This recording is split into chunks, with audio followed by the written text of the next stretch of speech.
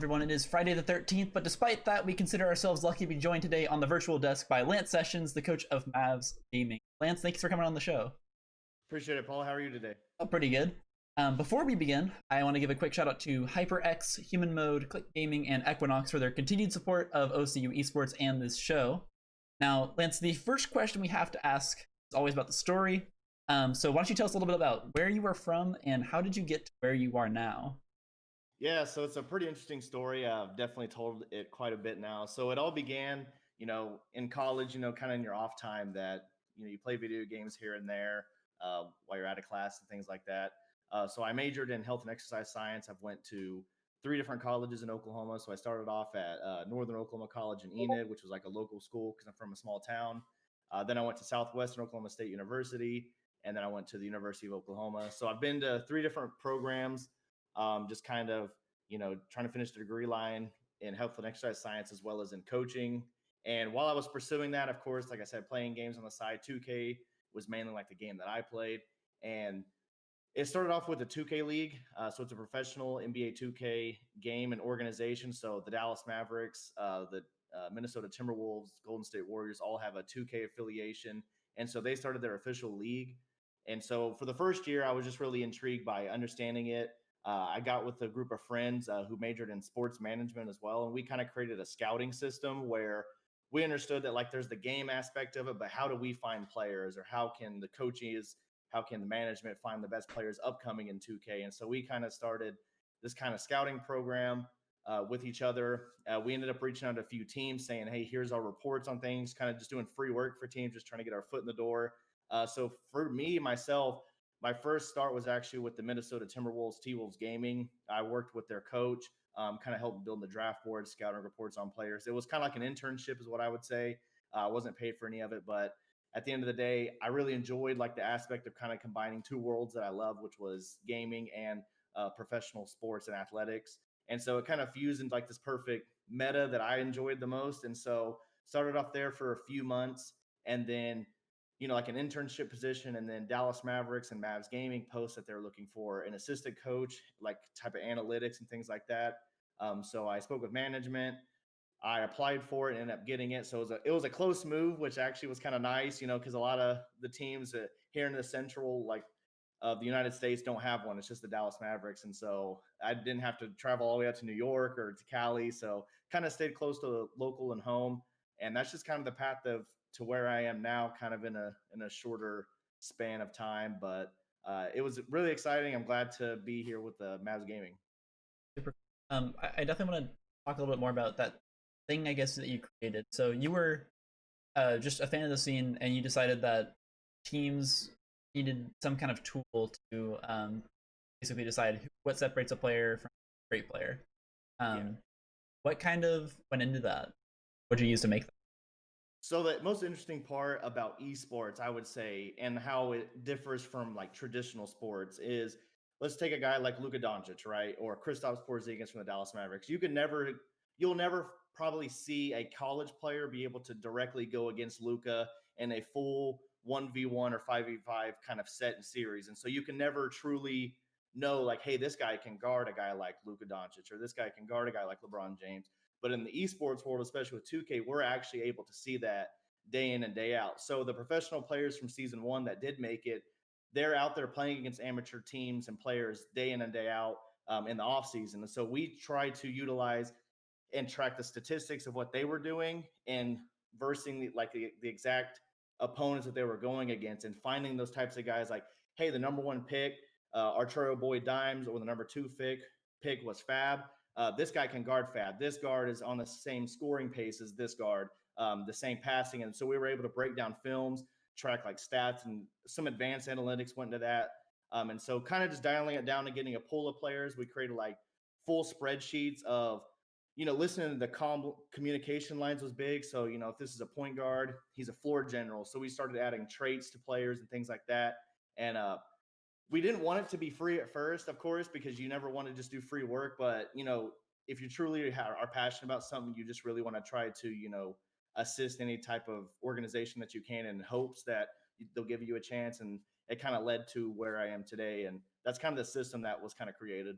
So I think you touched on a little bit there. Could you kind of explain, for people who aren't familiar, how NBA 2K League kind of operates? Like, what is the format? How does it work? What does that look like?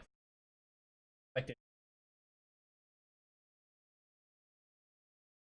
2K League, I would say the there's a new format that we just had this year, so I'll start with that format. So the new format is there's 23 teams in the 2K League.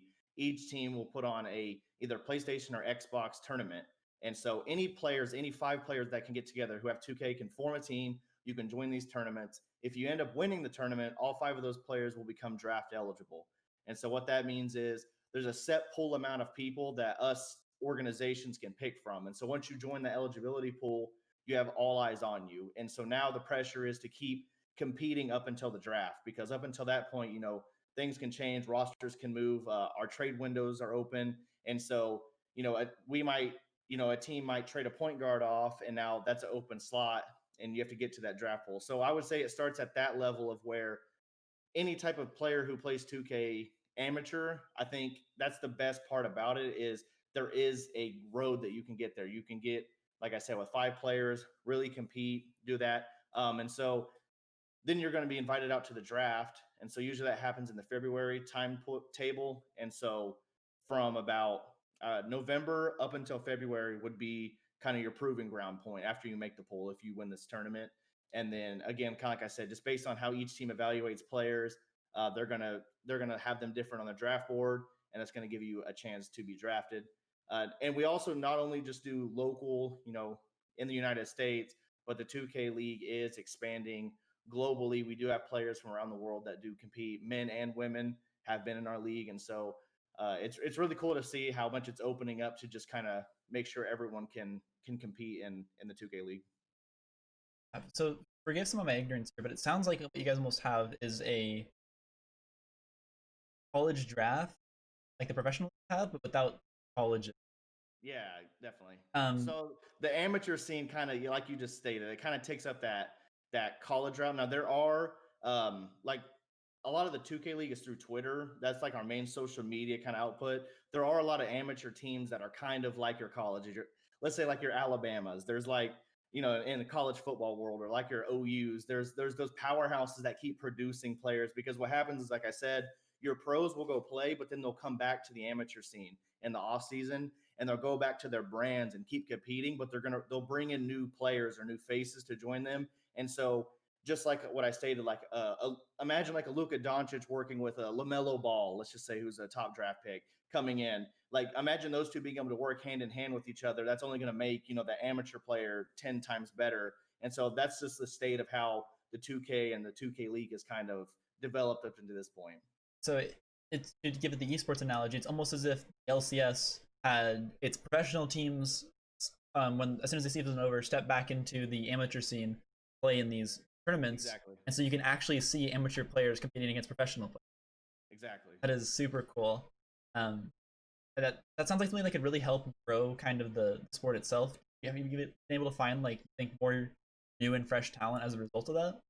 Yeah, so over the last, so our league will be going into season 4, and so even just this last year, there were some players who were kind of never heard of in prior years, because 2K's been around for a long time. And we're starting to get just the pool, the players that have been around, like kind of like your old timer, your goats, like in any other like Call of Duty. Those guys have been playing the game for years and years, and they got their shot.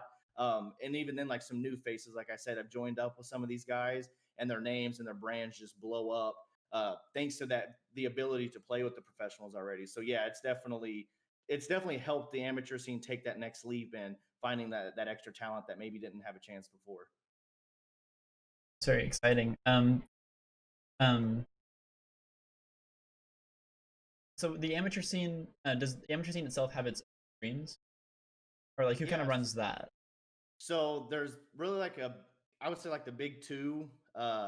The big two organizations are called the MPBA, which is My Player Basketball Association. It's completely amateur ran, as well as the WR. So those are kind of like our two amateur 2K organizations, where teams will pay to compete in an organization. They track stats, and yeah, every player streams. There's tournaments and championships. The championships might pull 2,000 to 3,000 plus viewers for those amateurs. So yeah, in the entire, and that's how a lot of a scout is. We'll tune into those. Now, like I said, this last year, the 2K League is I think kind of trying to take hold of that process a little better with these draft tournaments. But before it was a draft combine, so the before process was a lot harder, honestly, because what that was is 2K built in a combine system in the game itself where anyone on the planet in specific time windows could play.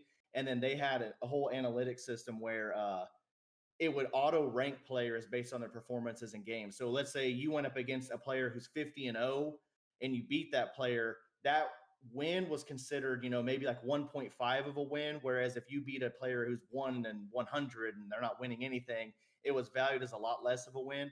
And so before, a lot of our top talent was having a harder time getting in because even like yourself, who's probably really good at a lot of multitude of games, you can imagine loading up with a group of random players who have varying skill sets. It's going to be difficult to win consistently. And so this new process is kind of taking control. And I would say it's making it a lot easier for scouts and management to fine tune our scouting ability with watching these players in more of a controlled system where it's, you'll see a lot more of the top talent against the top talent, like I said, and like the combine where you're seeing maybe someone who is kind of new to the game, but they're just trying out to see if they can make it versus 5 players who really put themselves together and have that chemistry and, really actually want to work to get to the goal. Um, so when you are doing this sort of recruiting and drafting, actually really before I ask that question, your official title is coach. I'm a assistant coach and team manager. Assistant coach and team. So as the assistant coach, when you're looking at players as like a hypothetical, would you rather have a super talented player who needs improvement in the way they interact with their teammates? Would you rather have a player who has room to grow as a player but is a great team? Yeah, so I always lean to the great teammate room to grow as a player because I always feel like within esports, of course, there's some players that are just absolutely incredible at the game, but I find the culture outside of playing is almost just as important as the cult or being talented at the game. So I feel like with a great coaching staff, with a great team itself, we can learn from each other, we can teach each other a lot of new tools and tricks. But sometimes if you don't have the right mindset or a right working relationship with the teammates that you do have, it'll never work, even no matter how talented you are. Um, this is a question that if you've been interviewed before, I'm sure you are probably tired of hearing. And I myself has gotten a lot. But how has COVID affected your ability to coach this team and kind of the Mavs gaming in general? It was definitely interesting because so with the 2K League, we had a set rule where coaches actually weren't allowed to be in the rooms when the players played during game days. And also, we want to take the right health precautions of not, trying to coexist too much around each other. So Discord became our new coaching front. And I would say virtually coaching is definitely more difficult because unless you always have full frame pictures of players, like reading, little nuances that players do, maybe like a guy shaking his head or his body language isn't being shown. So I think in a way, I think it improved my coaching ability as well as our entire staff's ability to, still be effective coaching through kind of like what we're doing here, virtually speaking to each other, despite, being in face to face. And I would even say the aspect of, a cohesive unit. I think the players even learn themselves how they can get better in a COVID situation because the energy is a lot different when you're playing and you're next to your teammate and you can look each other in the eyes and you can you feel the energy in the room. In the 2K League, like I said this last year, each of our players were in individual apartments, so they actually weren't together in the same rooms when we competed. We were just on Discord talking, and so being able to energize yourself, being in a room by yourself is very challenging. The same thing is like what I said with the coaching aspect, just it's a lot different when you don't have all 5 of your starting 5 right there in front of you. And so I think it was definitely challenging, but overall, I think we learned some new tools that we can take, going into the future. Awesome. As a kind of funky question, kind of based off that, what does coaching a pro NBA 2K team look like? Do you guys use any resources from the NBA itself, or is it much, or is the game so separate in the way that it's played that it's not at all usable strategies that the NBA kind Yeah, I say that there is a lot of crossover that the NBA can help with 2K. The same concepts. Myself and the head coach, Latawan Fairley, we've met actually with like the G League coaches for the Legends here in Dallas. And so we tried to, take some of their tools and aspects of, hey, here's how this game works, what type of offense is this and that. Overall, we gained a lot of tools with that. And I say there is crossover. The biggest thing I think that is the most consistent, I would just say, is the coaching aspect of basketball, because no matter what, the gameplay is still very similar to how real basketball is ran, with the communications, where guys need to be on the court, spacing, a lot of the same factors come into play with 2K and traditional basketball. So, yeah, some plays are, it's kind of like the camera aspect. So with 2K, we play with a very unique camera where defenders can see everything behind them. In real basketball, you're blind behind you. And so you can't run, like perfect, maybe right corner to left corner cut through, because they can just watch the guy go over there and they can anticipate the pass to steal it. So there are a lot of plays you got to cut out. But I would say that there is a lot more crossover than people expect. That's actually really interesting, because that kind of takes away an aspect of the game where you don't have a chance to make a trick play, and you kind of just have to play a very steady style. Would you kind of agree with that? Is it a little bit? Do you think that the game within NBA 2K is more based around creating like 1v1 situations or 2v1 situations rather than making a cut across the court? Yeah, I would say definitely the way it has been is kind of like we just spoke on, more of mismatches, 1v1s. How can we, set a screen, a good, like hard hitting screen to get one guy just wide open? Like you said, there's not a lot of room for too many. You might get one or two quick trick plays in there in a game, but then the defense is going to know exactly what you're doing. Because, like I stated, you can't run something twice in a row usually, because right when they see it one time, right when you run the same motion, sometimes you got to go to something different. And that's something that would be interesting, kind of to think about moving forward, is if we took away that camera where you can see everything behind you, made it more of a, I would say, like a first person shooter in a way, of where now you're just seeing what your player sees. I think that you would see a whole nother aspect of skill sets that would develop from that.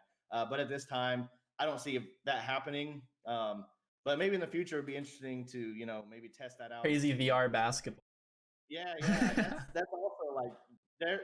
I mean, you're kind of hitting it right on the head. Like, I think the future of like VR with our league, I think is definitely very interesting aspect to look into. Like you just stated, just being able to, if you had the VR set as a 2K player, Becoming the 2K exactly, player on the court. exactly, that'd be pretty interesting. Um, so kind of talking about that actually. Well, you said something about the camera angle being revealing the entire court. Um, Despite this being like the player angle, I know in the past streaming a NBA2k is something that's been kind of considered a difficulty, um, especially among colleges at this point, which is one of the reasons actually it's not currently run as a college title, spectator issues. Um, what do you guys do to stream your games? Like some guys get some kind of knowledge you could pass on.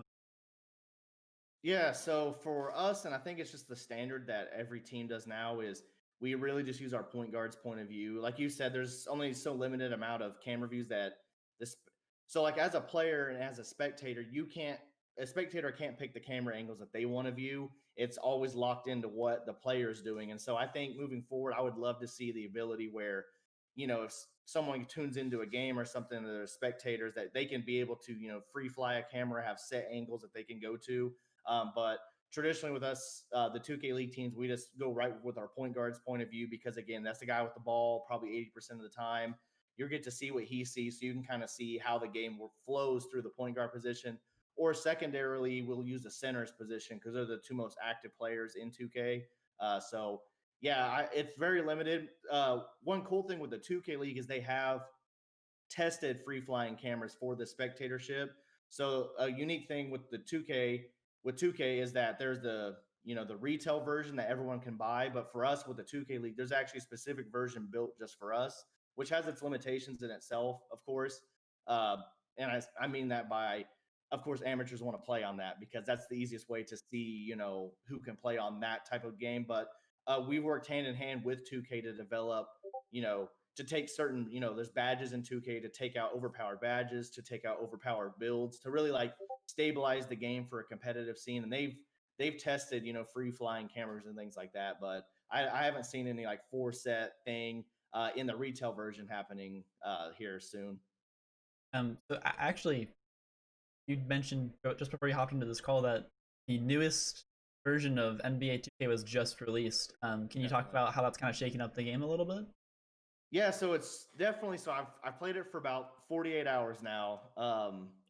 It's definitely a lot different. And with the retail version, like I said, with the league version, I wouldn't say it's two separate complete games, but there's definitely a lot of differences in it. But that's one challenge I would say in the 2K scene that maybe isn't well, every league has patches that change the game. You know, like Overwatch or Call of Duty, whatever it is. There's a patch that comes out that could lower a weapon, raise a weapon, you know, nerf and buff things. I mean, in the 2K world, every game is kind of different than the last game. So some years it'll be a really good inside year, which means, you know, let's say a center that can dominate in the paint.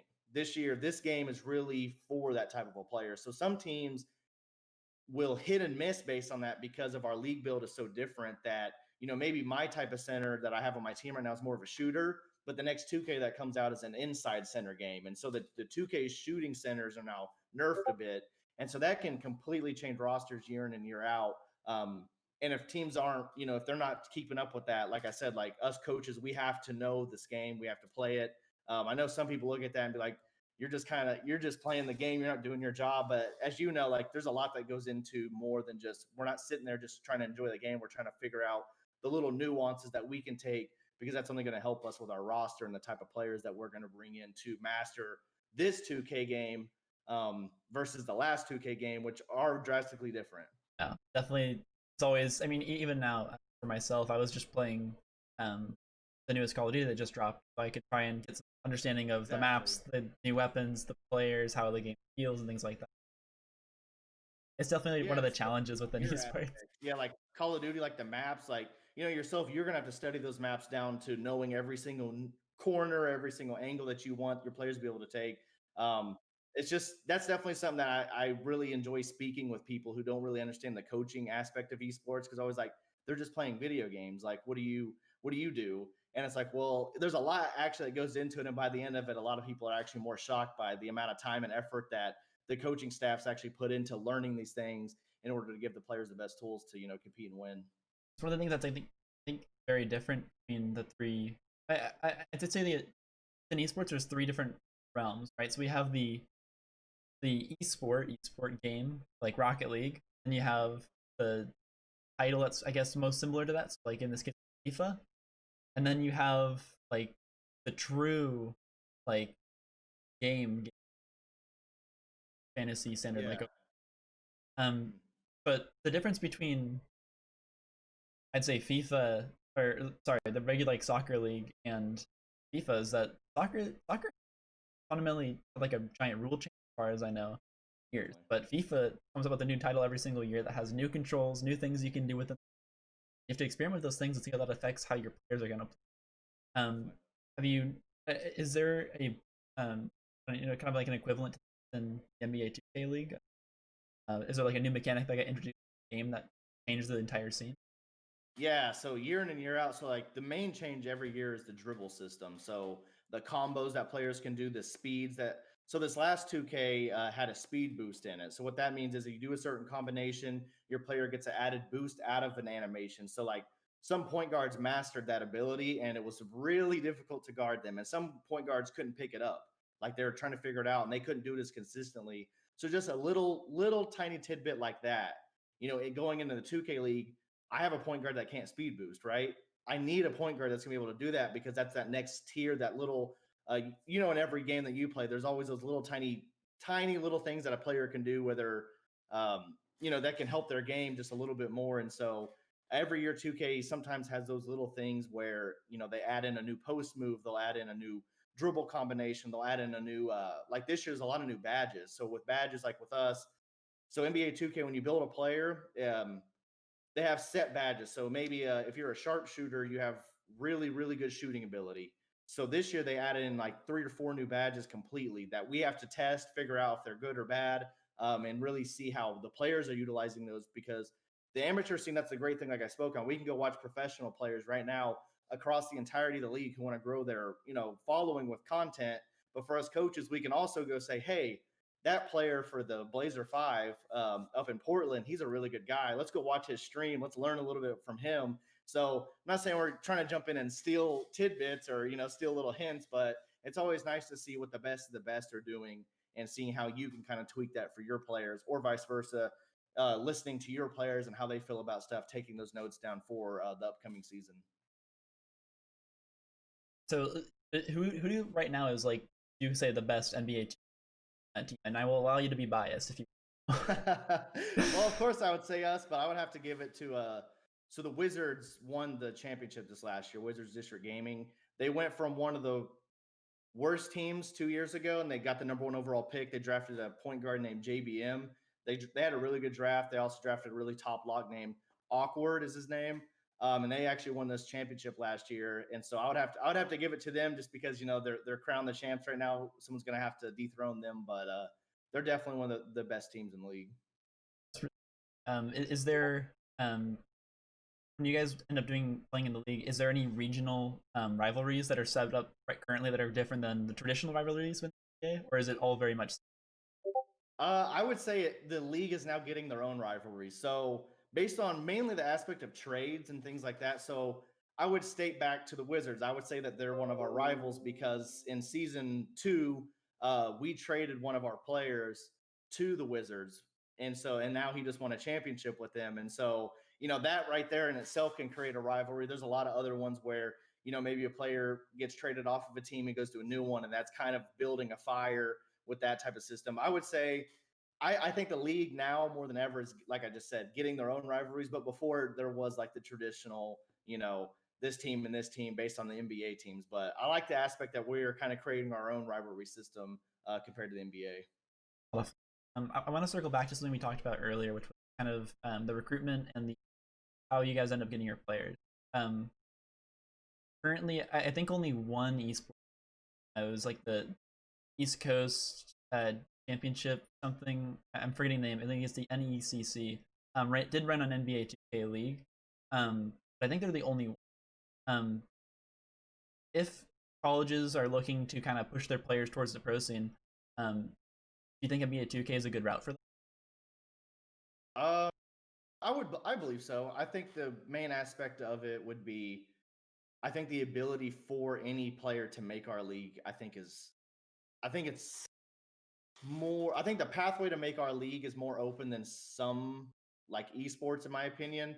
Only because I truly have seen players who maybe for 1 year have really committed themselves to making our league and have became talented enough at 2K to make the NBA 2K league. And I only say that because unlike like a lot of the other esports, let's say League of Legends, there's so much different little strategies and movements. Like every little mouse click or every way that you maneuver is a skill set. Whereas 2K, I wouldn't say the game is the hardest game to play, but they're definitely like players that understand the ability to play it. But I would say it's more on the spectrum of all the esports, probably one of the more easier games to just pick up and get decent at. Now, again, there's a huge skill set between the best in the world and just getting decent at it. But I think that pathway is there. And the other thing is just the ability, kind of like what you spoke on, of colleges and the NBA. So every college has a basketball team, things like that. So I think it's easier for sometimes people to, compared to traditional esports, see that path. Like we have a draft, we have a lot of traditional aspects that people I think can get intrigued by, to see that like, hey, that's just kind of like the real NBA. Hey, that's just kind of like how the NFL does it. And so that's where I think that if colleges started to pick that up, I believe that all the NBA teams would love to have that coexisting relationship with the local colleges around them, or even colleges across the nation, where hey, we get our players from OCU, or we get our players from OCU, we get our players from OU. Like we have those types of channels that are being built. So I think it would be interesting, and I'm actually pushing for it. I think it would benefit both parties, of where now you're having players that go to your college just because it is a pipeline to X teams and things like that. Um, are there any college students or teams that are currently in the league, or like that play on the amateur scene with? So we actually have a lot of college students that go to colleges, but they don't have college teams, if that makes sense. So like 3 players on our team went to Ohio State, went to like local colleges in New York and Michigan. Like a lot of the players in our league go to school, but their schools don't have an esports program for 2K that actually have like what I think what you're meaning, like put them into the team. Yeah. So we haven't specifically seen that aspect yet. No. There isn't like an Ohio State team or something making a team of NBA2 players as five and playing in the amateur yet. No, I definitely haven't seen that. That would be a definitely interesting scene, and we have started to see more organizations put five together. I would say more on the amateur side, where now we're seeing, even coaches, even myself, I run an amateur team called Off Grid in the off season, and so I'll put together, 5 to 6 players and try to coach them just to, give them the tools and ability to go make the league if they wanted to. So we're starting to see more types of things like that. But I think it would definitely be a definitely interesting kind of recruiting tool for a college in a way to say that we put a player in the NBA 2K league, if that makes sense. Yeah. So I think that would be kind of interesting forefront for colleges to, maybe even test themselves with that aspect. But there's a lot that goes into it and, that process and the future of that. Um, one thing that I wanted to ask about kind of sports versus sports games, is there any like huge, super cool thing that you think sports games like NBA have over a harder to understand esport Overwatch? I just think it goes from like I would say our demographic is mainly ex-athletes, if that makes sense. I would say mainly like 2K, FIFA. Usually it's the kid that played basketball that really loves to play basketball, but maybe their physical limitations, they couldn't go to college, injuries, this and that. So I think it's just that love of, most of our players when they were kids wanted to become a professional athlete. And I think a lot of children around or young adults at this time would love to grow up and be a professional athlete, to be a part of the Dallas Mavericks, to be a part of the Golden State Warriors. And so being able to see that there's a gaming team associated directly with those and it puts you around the same ones. Like we've been in the same room with those NBA guys. We have direct relationships. We've talked to some of the coaching staff. We talk with the same management they talk to. And so I think that aspect is, I think it's pretty interesting. And I think it's a great like channel and pathway for our demographic. And I would hope to grow. I think that's the hardest part of where we're at, is trying to grow into the scene that you talked about of the traditional esports players, like those types of the League of Legends fans, to kind of coax them to understand that, hey, this is also like an esport that you can be a fan of. But I think that's where we have to get better at, as an organization and as a league, to get those fans to kind of peek in and see what we're up to. Because I think overall we have a pretty decent grasp of the sports type of fan, because it is so similar in a way. And so it's easier to watch when you understand basketball and you tune into a 2K league game. And I think that's where it's harder for like a fan of sports to tune into a League of Legends game. Absolutely. It's like, what is going on? You know what I mean? So um yeah, I remember my parents telling me when I switched from playing League of Legends to Overwatch that they couldn't no longer understand what was happening in the game at all anymore, and they were just like, exactly. they hear my name and they cheer, but that's about the extent of their knowledge at that point. I guess kind of rounding out here, is there anything that you can, anything exciting about Mavs Gaming that you guys are up to that you can tell us about, that you might be excited for in the near future? Yeah, definitely. So I just talked about the draft tournament. So we just concluded our X or the old gen console tournament. We're actually going to be hosting one here in the future for the next gen tournament. So what I just spoke on, getting 5 players together, it's going to be on the next gen. So Xbox Series S and X and PS5. We're going to be hosting another tournament here in, I think, the January timeframe. We'll be announcing on our Twitter, which is at MavsGG. But um, we're super excited for that. Just like I said, this new console and the system that 2K built for this one will be the one that we'll use for the league. And so if you're good at this current game that just came out brand new here in the last however many days ago, that's the one that's going to be the league transition. So right now, more than ever, the scouts, managers, and everyone, coaches, are tuning in to watch this one to see how players are performing. So super excited about that. Just more players to be able to put in the pool. And so really, it's really cool to see, the aspect of being able to grant someone, I wouldn't say to change their life, because of course you got to get drafted, but just that ability to say, hey, you're a top 200 player in the planet. Congratulations. Like just that ability to look some players in the face and say, keep this up. Like you definitely have a chance to make the NBA 2K league, because it has changed a few lives, or a lot of lives, I would say, in our league. Just the ability to, you move to a whole brand new market. you kind of start a whole new life with the team. So definitely excited for that. All right, second to last one here. What do you have to say to traditional sports teams that are kind of thinking about looking into NBA 2K? Any words of encouragement you can offer them? Try and push them over that little bit of ledge to take the leap. Yeah, so I think with esports, I think it was a blessing and a curse, the COVID situation. So with esports, I would say for us, it was, of course, a horrible situation to have, but you could really see that we could persevere and really still continue to push our league because the ability to not have to, be in person. We can do everything virtually. And so I think for the future of esports, I think that this year really showed our ability to maneuver and be moldable to whatever situation that we're put in and still be able to continue to grow like we've seen this year with the NBA, the NFL. If they can't play in person, there's nothing to watch, but we can isolate people. Like I talked about, us Mavs Gaming, we had 6 players in 6 different rooms playing in a professional league.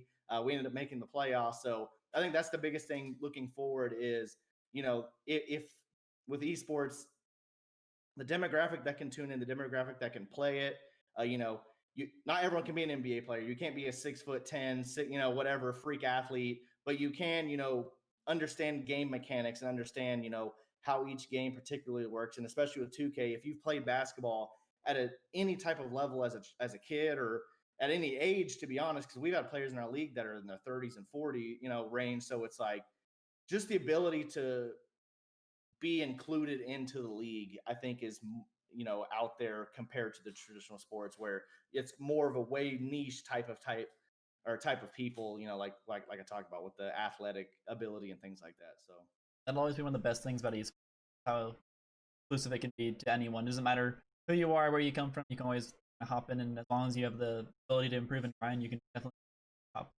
Definitely.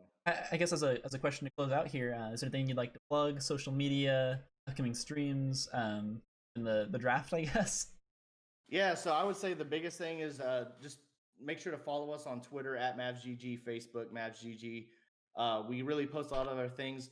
The league right now is in a transition phase. Our trade windows are opened up. So this week has been absolutely insane with trades here in the last 2 weeks as well. And so if you like, the idea of, kind of tuning in to, if the NBA is not as intriguing at X points or, like they're in their off season right now, like this is your chance to jump in here, see some trades.